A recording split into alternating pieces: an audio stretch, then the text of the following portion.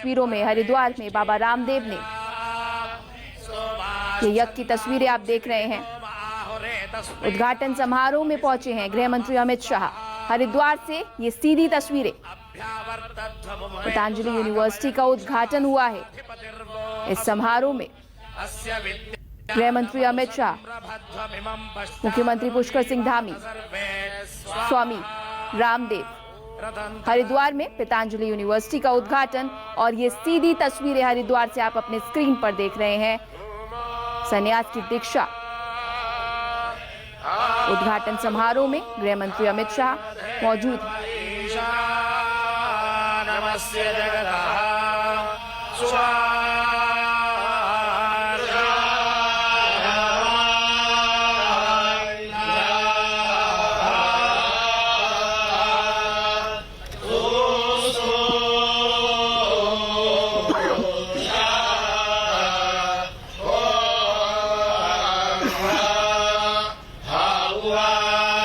हरिद्वार में पतंजलि यूनिवर्सिटी का उद्घाटन के लिए गृह मंत्री अमित शाह पहुंचे हैं। ये सीधी तस्वीरें आप हरिद्वार से देख रहे हैं, जहां पर बाबा रामदेव नजर आ रहे हैं तस्वीरों में।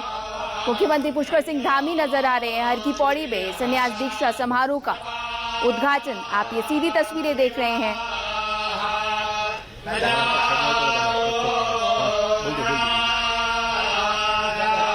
संन्यास की दीक्षा,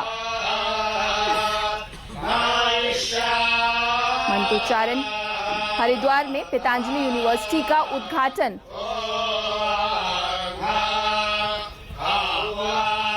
ज्यादा जानकारी के लिए रुक करेंगे सहयोगी दिव्या का। दिव्या, आपसे जानना चाहेंगे, ये तस्वीरें हम सीधे अपने दर्शकों को दिखा रहे हैं, इस वक्त वहां पर क्या कुछ देखने को मिल रहा है? बिल्कुल, देखिए, केंद्रीय गृह मंत्री अमित शाह जो हैं वो पतंजलि योगपीठ पहुंच चुके हैं और इस वक्त जो यज्ञशाला है, 4 वेदों की अलग अलग यज्ञशाला बनाई गई है। जिस तरीके से 4 वेद हैं, सामवेद, यजुर्वेद, ऋग्वेद और अथर्ववेद, उसकी अलग अलग यज्ञशाला बनाई गई है। और उसी में से एक जो सामवेद द्वार, आप अमित शाह जी के ठीक पीछे देख सकती हैं तस्वीरों में। और इस वक्त उसी यज्ञशाला में केंद्रीय गृह मंत्री बैठे हैं और आहुति जो है वो दी जा रही है।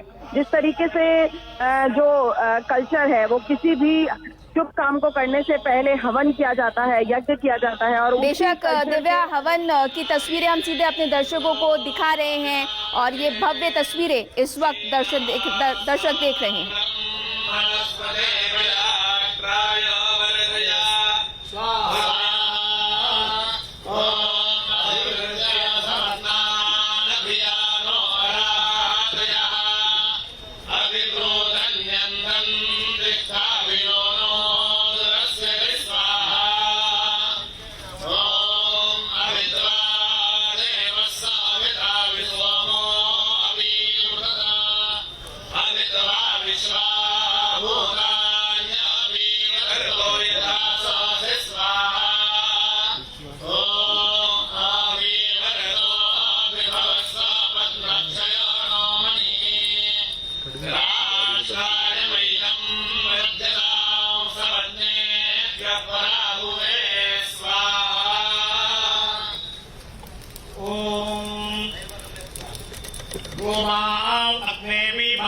अश्वी यज्ञो द्रवत्सखासतमिद प्रमुष्यः यावाव एषो असुर प्रजावान् दीर्घोरये प्रोतुबुद्धः स्वभावान्।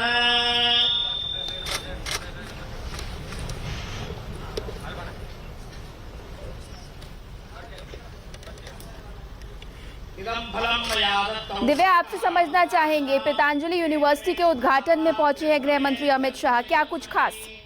देखिए, जिस तरीके से योग स्वदेशी आयुर्वेद में क्रांति और कहा जाए कि ध्वज लहराया है पतंजलि ने और बाबा रामदेव ने, और अब शिक्षा में क्रांति की बात बाबा रामदेव लगातार कर रहे हैं।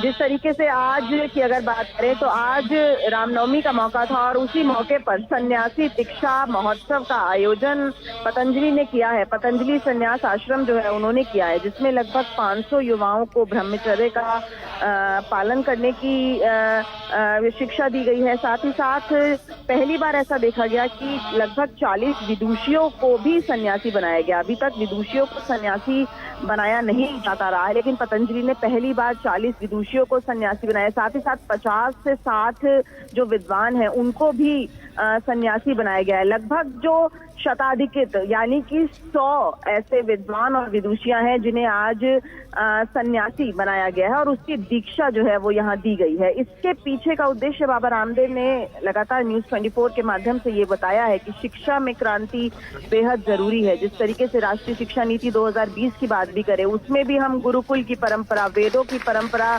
को एक बार फिर से महसूस करने वाले हैं कि किस तरीके से गुरुकुल में रह के जो बच्चे हैं वो पढ़ते थे। अस्त्र शस्त्र की विद्या ही नहीं, पूरी तरीके से जो उनका जीवन था वो राष्ट्र के लिए समर्पित करना भी सीखते थे। और यही आज कहीं ना कहीं शिक्षा व्यवस्था में मिसिंग दिख रहा है और इसी वजह से शिक्षा व्यवस्था को बदलना बेहद जरूरी है। इस वक्त अगर आप देखें तो केंद्रीय गृह मंत्री आपको यज्ञशाला में आहुति देने के ठीक बाद इस समय हम बैठे हुए हैं योगा हॉल में, वो थी अभी आहुति देने के बाद अगर आप तस्वीरों में देखेंगे तो अब वो योगा हॉल की तरफ बढ़ेंगे और यहाँ पे बड़ी संख्या में जो है वो गुरुकुल के जो बच्चे हैं वो भी यहाँ पर मौजूद हैं और जो जिन्होंने आज सन्यासी जो बने हैं या जो ब्रह्मचर्य का पालन कर रहे हैं वो भी मौजूद है और उनके सामने वो अपनी बातें रखेंगे। और जिस तरीके से बाबा रामदेव लगातार बता रहे हैं कि राष्ट्र के प्रति जो युवा हैं या जो बच्चे हैं उनका प्रेम देखना बहुत जरूरी है, उनका लगाव राष्ट्र के प्रति होना बेहद जरूरी है और यही एक बड़ी वजह है।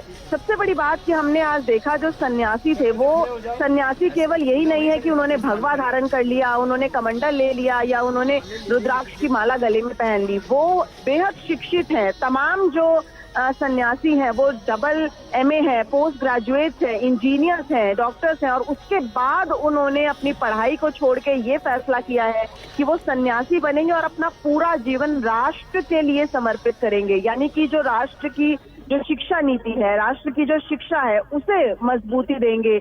ये एक बड़ी बात है जो कि पतंजलि कर रहा है और जाहिर तौर पर भारत सरकार की बात करें या फिर हम नई राष्ट्रीय शिक्षा नीति 2020 की बात करें, वो भी इसी तरह की बात करती नजर आ रही है। एक होलिस्टिक अप्रोच, एक ऐसा जो स्टूडेंट है, एक ऐसा युवा तैयार करने की कोशिश ये राष्ट्रीय शिक्षा नीति कर रही है जो सिर्फ जॉब पाने के लिए ही जो शिक्षा ना ग्रहण करे, वो पूरी तरीके से ऐसा बने जो एक्सपेरिमेंट भी कर सके, जो होलिस्टिक अप्रोच वो धारण कर सके, उसे राष्ट्र के मूल्यों के बारे में पता हो, उसे भारतीय धरोहर के बारे में पता हो, उसे अपनी भारतीय कला संस्कृति, अपने इतिहास के बारे में पता हो। और इसके लिए जरूरी है कि वो उन जगहों पर रहकर थोड़ा जीवन अपना व्यतीत करे जहां से ये निकले हैं। और इसी तरह गुरुकुल की परंपरा, आज जो केंद्रीय मंत्री अमित शाह हैं वो पतंजलि योगपीठ में आए हैं, उससे पहले 2 जगह वो आचार्य गुरुकुलम में भी गए हैं और वहां पे भी उन्होंने तरह तरह के जो गुरुकुल शिक्षा पद्धति है उनका अनावरण किया है। यानी पूरी तरीके से अब भारत सरकार की ये कोशिश है कि इस तरीके से जो गुरुकुल की पद्धति है उसे ज्यादा से ज्यादा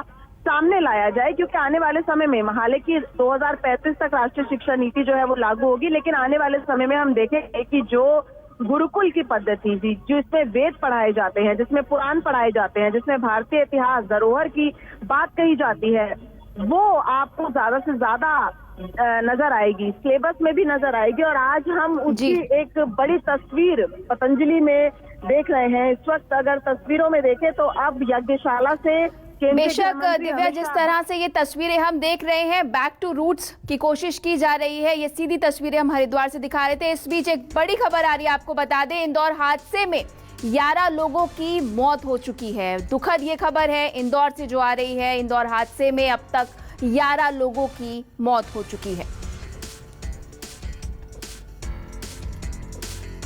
तो ये तस्वीरें आप देख रहे हैं। जब ये तस्वीर आई थी तो हर किसी जब ये तस्वीर सामने आई थी तो ये दुखद खबर जब आई थी उसके बाद मुख्यमंत्री द्वारा भी अफसोस जताया गया था। इस बीच आपको बता दें कि संख्या जो है वो लगातार बढ़ती जा रही है।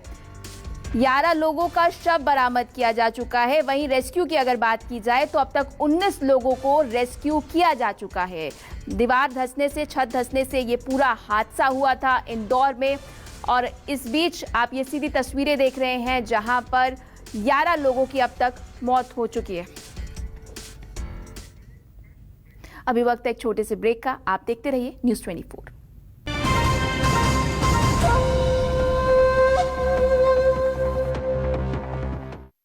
तो चिंदी चोर था, चिंदी चोर है और चिंदी चोर ही रहेगा। दीदी, ओए, तुम क्यों हमेशा मेरे भाई को गाली देते रहते हो? अरे वो कुर्सी बनवाने के लिए बोला था। तो क्या हो गया? इस लपड़ झंडूस ने फेविकोल लगाने के लिए बोला ही नहीं। पर तुम्हारा काम भी तो किया ना मेरे भाई ने। काम नहीं किया, काम तमाम कर दिया। कुर्सी की टांग 3 दिन में टूट गई। टांग ही तो टूटी है, क्या गजब हो गया? हो गया।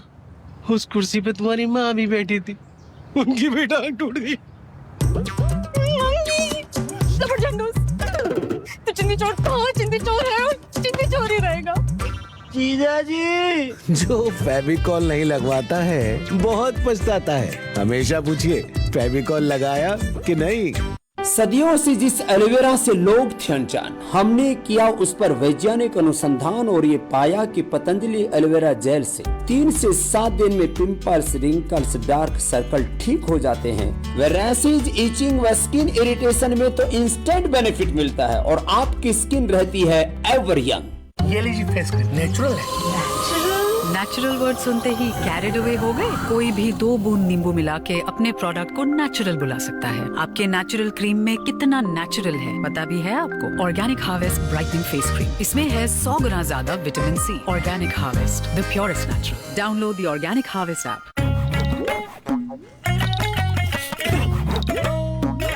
एब्जॉर्ब डस्टिंग पाउडर लगाइए रोजाना। इसका डबल एक्शन फार्मूला पसीना सोखे, खुजली आने से पहले ही रोके, ताकि इस हाथ का ठाट बना रहे।